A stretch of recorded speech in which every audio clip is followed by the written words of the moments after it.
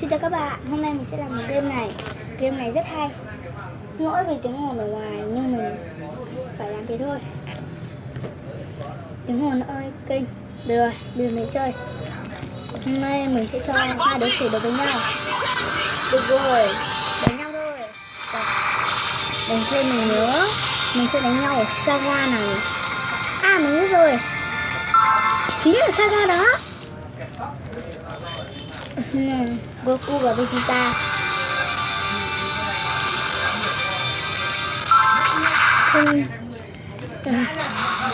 Goku luôn.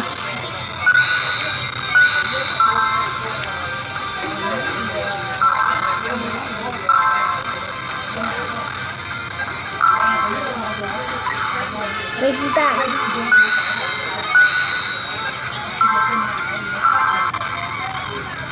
Tiếp theo đối thủ sẽ là Frieza đi.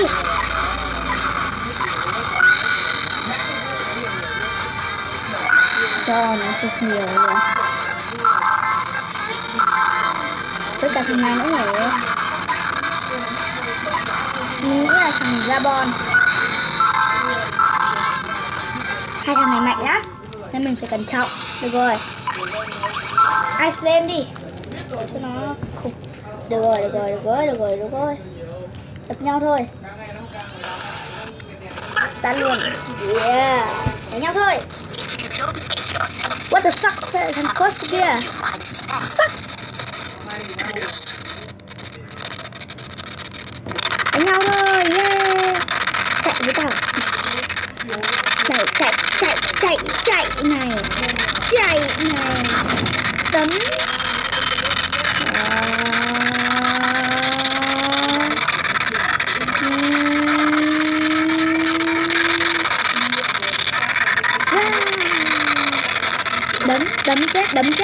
Đấm chết ha. Push này. Đấm chết.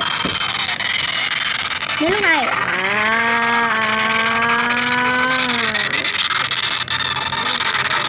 Bắn trưởng. Xin lỗi các bạn, tự nhiên lại xảy ra quảng cáo.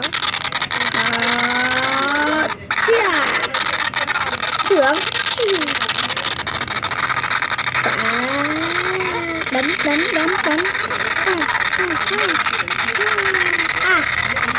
Này khá lắm.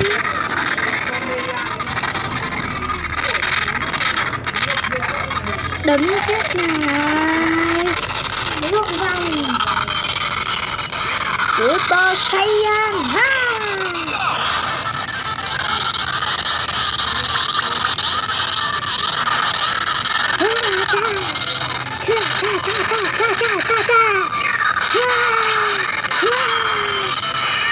Super Saiyan cấp gót luôn.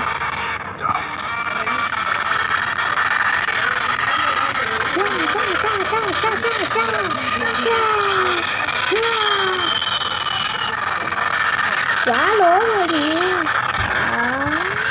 Kamehameha.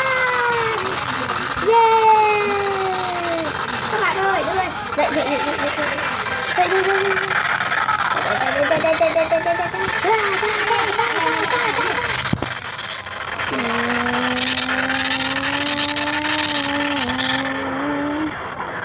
Đây bên này nữa.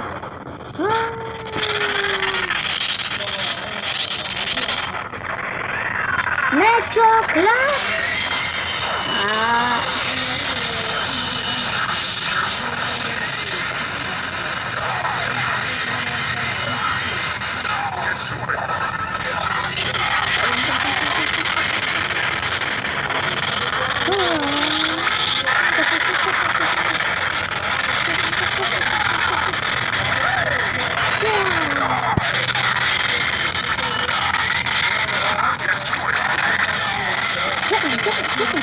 Chết này.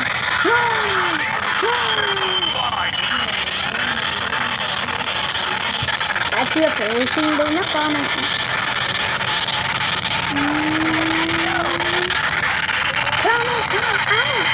Bị nó đánh ra một trận này. Cái thằng này từ nãy giờ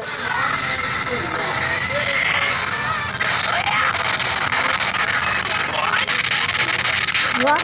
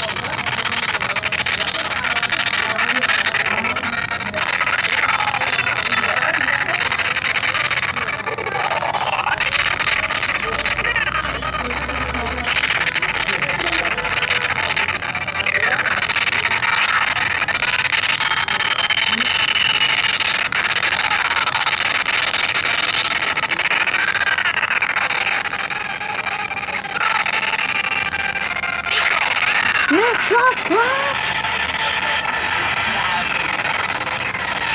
này thì biến tình với tao à? Chết này, biến hình này tiếp tục.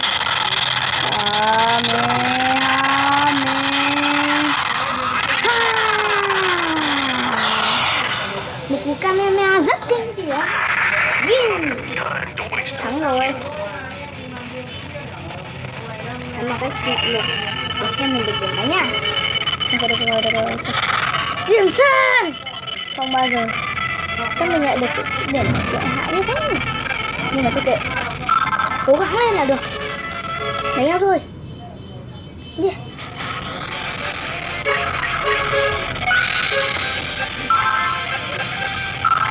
Ngoài đi.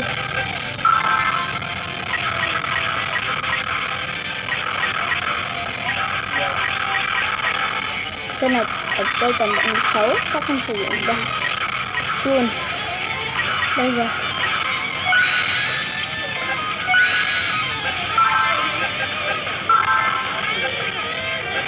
cứ để thế này luôn đi.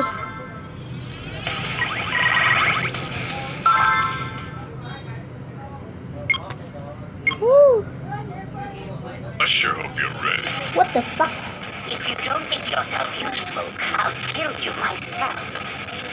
Yes.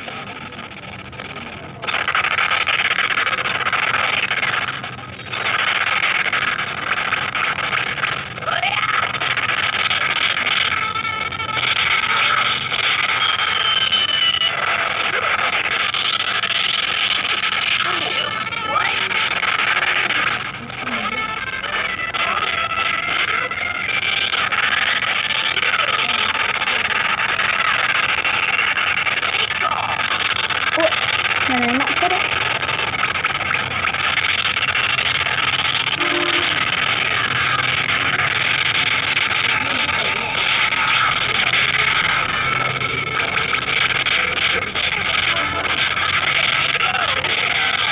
No, nó không biết chơi gì vậy?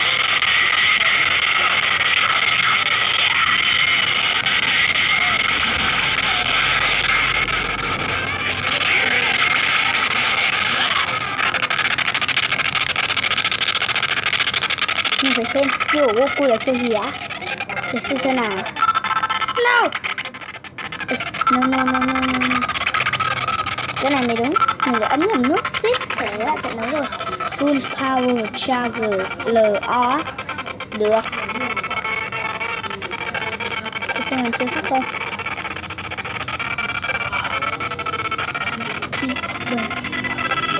Toàn này chưa có hoàng.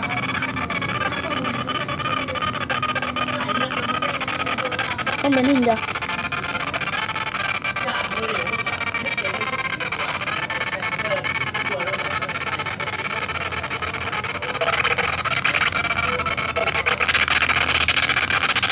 Cố gắng.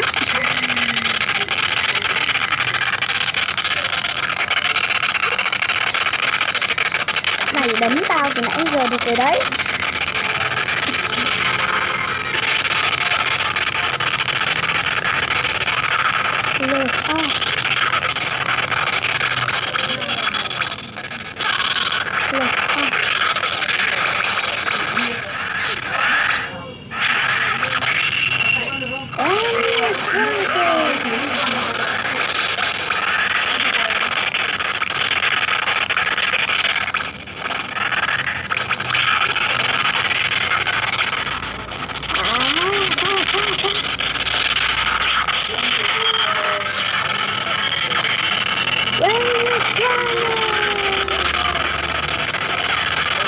Đấy, cái tên này mạnh quá.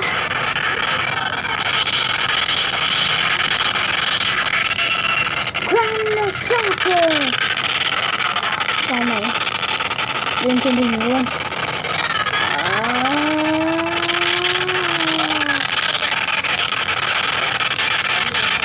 Đến mình nhé. Chết đi con nha. Con ngoan.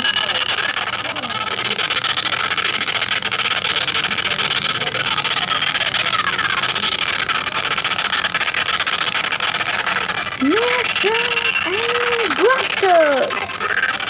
Vẫn không được à? Thế thì ta lại làm thế này vậy. Yeah.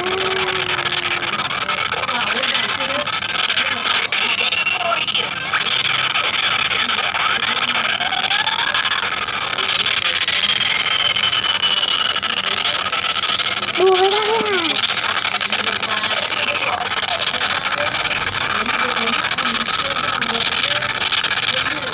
Cú đánh địa ngục. Ta chỉ phải bắn chúng người là được. Chết này. Chết này.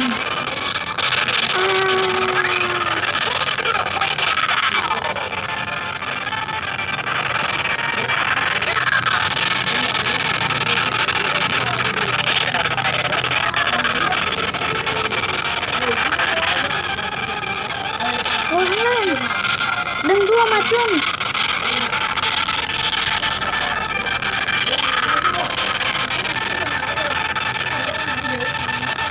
Hình như mình hết Senju gì cả. Không có Senju.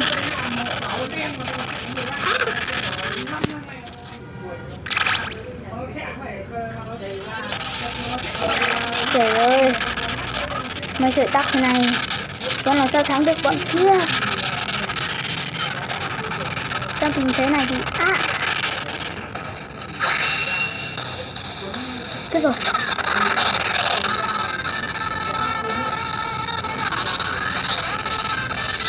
Nhờ cậu đấy, làm ơn đánh bại hắn đi. Thế rồi thằng Gabon vẫn chưa chết. Cố gắng làm sao đứng dậy mới được.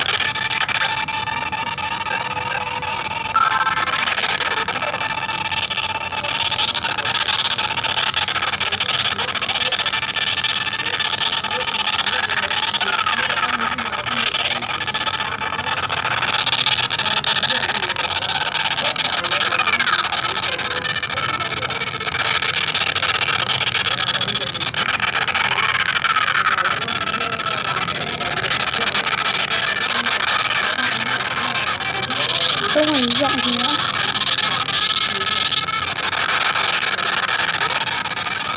Xin chào các bạn, video đến đây là đủ rồi.